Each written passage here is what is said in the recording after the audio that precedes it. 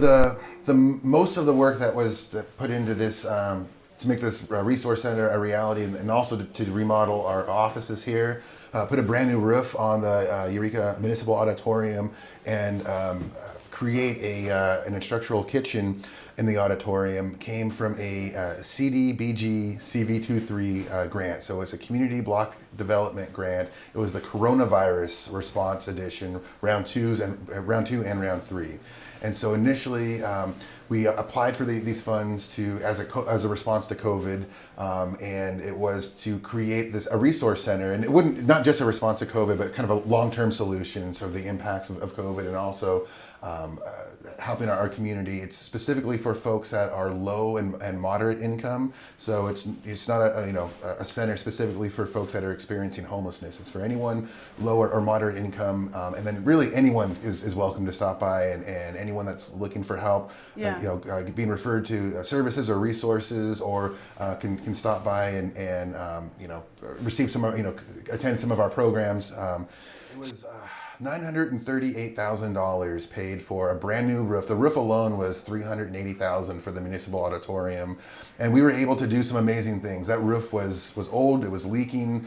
When it rained, it rained inside too. And so getting back to the funding, $938,000 paid for the brand new instructional kitchen, the roof, and then renovating these offices, renovating the what is now the resource center, and then it got really expensive. Like when you're working with federal funds, there's prevailing wages involved. When you're working, there was delays during COVID, with construction delays, supply delays. There was just a lot going on. Right, inflation. And so it took, and there's city procurement policies and bids, and so it's a big process. So that's why it took several years for this to be up and running. But we're here. We finally made this happen. Yeah. Currently, all the funding for the staff is either through the general fund, so it's either city funds, or there is some state funds that we're using to operate the resource center.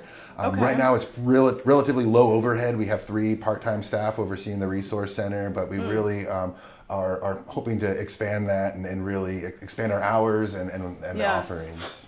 I believe it was somewhere in 2021 is when we started doing the work. But it was at that time, it's really tough to get. During that time, we found it really challenging to get some contractors to bid. I mean, they're already, there's supply chain disruption. There's a lot of work there's a lot of folks, took that time during COVID to work on their own homes and so there was a huge increase in demand for those services. And then also for a project like this, the city requires higher insurance requirements. Also prevailing wage, with the prevailing wage, and there needed to be certified bookkeeping, and so there's all these things where smaller company it just wouldn't make sense, and so and also this we had some folks come and take a tour of the building, and they were reluctant to bid on this job just because of how unique this building is and everything that it entailed.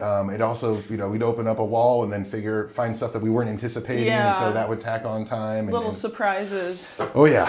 In the old buildings that we have here in Humboldt, Did COVID kind of change the way that the city works with outreach, or can you expand on that? Yeah, so I mean, prior to COVID, we would go to specifically to the women's rescue mission and to the men's rescue mission once a week and hold meetings. And so we would, offer services, try to connect people with resources. Once COVID hit, I mean, their own rules kind of stopped that from happening. Right, proximity, social distancing, And so same thing with down at St. Vincent de Paul, down at Free Mill, they stopped services indoors. Because it was at that time when COVID first hit, it was it was deemed not safe to do that. We were following county and state guidelines, and so we couldn't serve 100 people inside.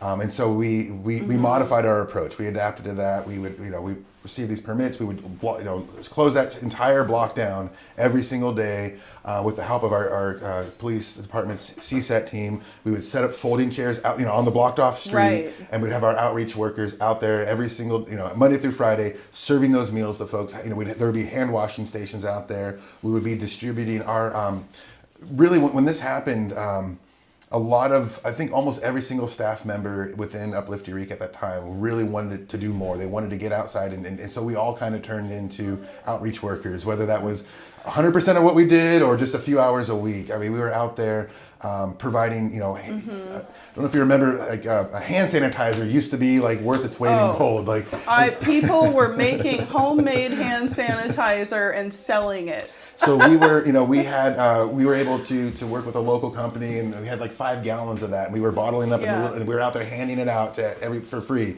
We had masks. We were, back it was really hard to get masks back then too. People were making them. And so people would donate to them. We made our own masks. We were distributing those out there every single day, because one of the things was to get according to the guidelines at the time, people couldn't, even if they're outside, they needed to be wearing a mask, and so we would hand out masks. We did everything possible to make sure that folks were still able to access food down there. We also went a little further into the pandemic.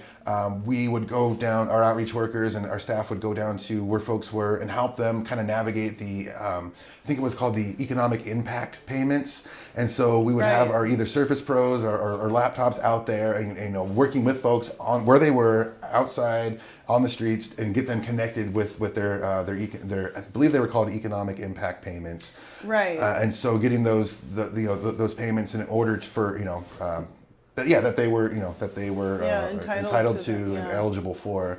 And so that's just a couple examples of the things that we did, and I just at that time when a lot of, I noticed, not here in the city, but I noticed a lot of folks were working from home and working remote, and there's nothing wrong with that, but there was this huge drive and a huge push from my staff, from the city staff through UPLIFT, and came to go out there, and they wanted to be out there. They wanted to go where folks are. They knew it was a scary time. There wasn't a whole lot of information, and they wanted to be out there to the folks that needed it the most. And I didn't have to, I don't think I had to ask any single person. Everyone kind of volunteered and made that push, and that was a really, kind of proud moment that our staff just really showed their dedication and their passion, and so we were able to have a pretty big, significant positive impact. Yeah. And so how much of that kind of that energy or that motivation or even those strategies, how much of that from the time of COVID has translated forward to today?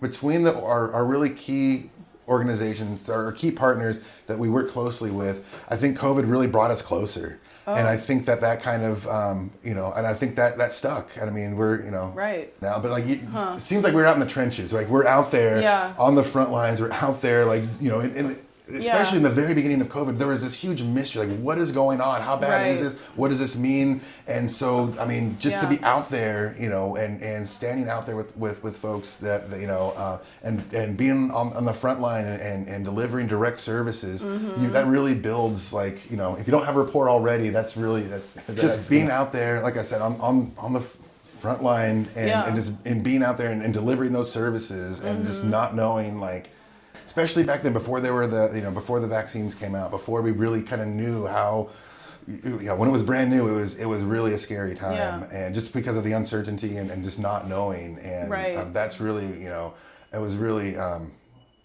it was a really great moment to see all of our staff really step up and say, no, we don't want to work from home, don't want to work from the office. We want to be out there where folks are. And so, I mean, we're still kind of feeling the impacts in one way or another. But I mean, one of the things that came out of it was the funding for this resource center. And so this is, it's going to enable us to do a lot. Having that roof put on the auditorium, that allowed us to serve over 650 prime rib dinners on it was December Monday, December 23rd. Betty Kwan Chin Foundation and the City of Eureka collaborated right here at the Municipal Auditorium and served over 650 meals that day.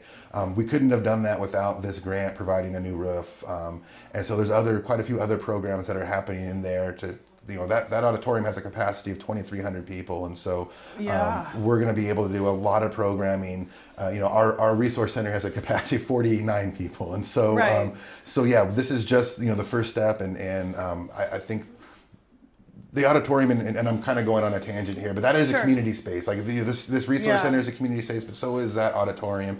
And you know, Yeah. now we have ADA. We're fully ADA compliant as far as accessibility in that. And then just talking with folks over the last couple of years that are either working on the auditorium or coming by and while we're doing work on it, and asking, hey, does roller skating still happen here? I remember when Cool. my parents took me roller skating here. My grandparents took me roller skating here. Is that still happening? And Yeah. yes, it is. It's still happening. And you know, we want to fix this building up and be able to continue to do roller skating, but also having big shows, big performances.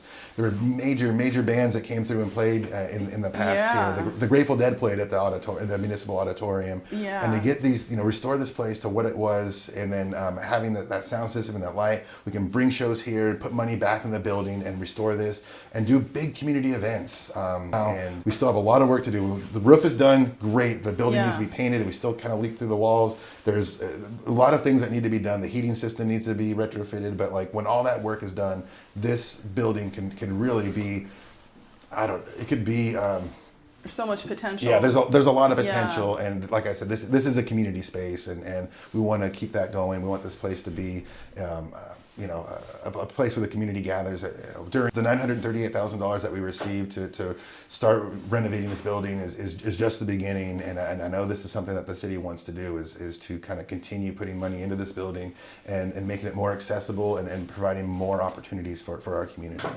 Awesome.